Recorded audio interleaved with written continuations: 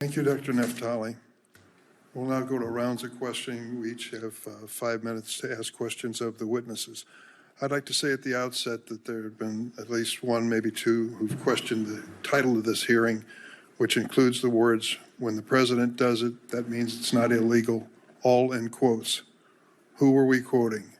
Richard Nixon. Who could we have quoted? Perhaps Donald Trump, who said presidents have to be given total immunity. They have to be allowed to do their job. And it turned out that was his defense, which he brought before the court in this Supreme Court decision, which we're questioning. My colleague, Senator Kennedy, made a point that there's still the authority and right of a prosecutor to prosecute criminal activity of a president in certain circumstances under this decision.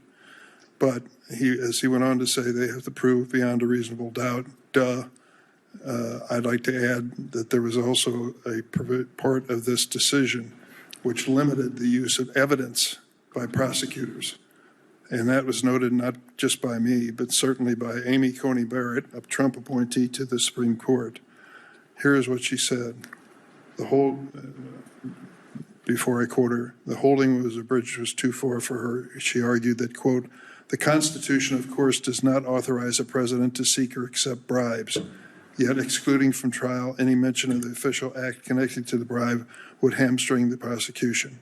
Professor McCord, as a former prosecutor, would you walk us through what prosecutors need to establish to successfully secure a conviction and exactly how this prohibition on evidence in the Trump versus United States case would prevent prosecutors or harm their efforts to do so?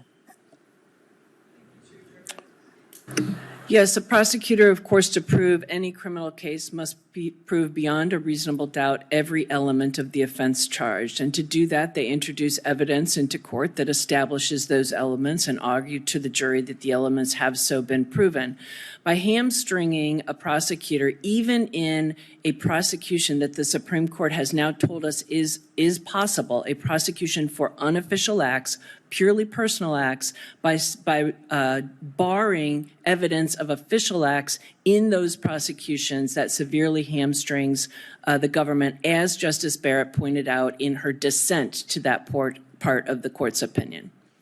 Justice Barrett went on to say, allowing into evidence official acts for which the president cannot be prosecuted, the argument that they may prejudice the jury is already addressed by the rules of evidence, which, quote, are equipped to handle the concern on a case-by-case basis. Do you agree with that? I agree with that, Chair Durbin, and that includes when evidence might be more prejudicial than probative. Mr. Lacovara, you have noted that it's impossible to find the basis for presidential immunity in the wording of the Constitution. Would you like to address that to those who are originalists? Yes. This is one of the great ironies of the decision by Chief Justice Roberts. It's not just a question of not being able to find authority in the text of the Constitution for any form of immunity, absolute or even qualified, for commission of crimes by a president. The Constitution expressly says the opposite. The president is subject to impeachment. Indeed, Article 2 is quite explicit in saying the president and all other officers in the executive branch are subject to impeachment.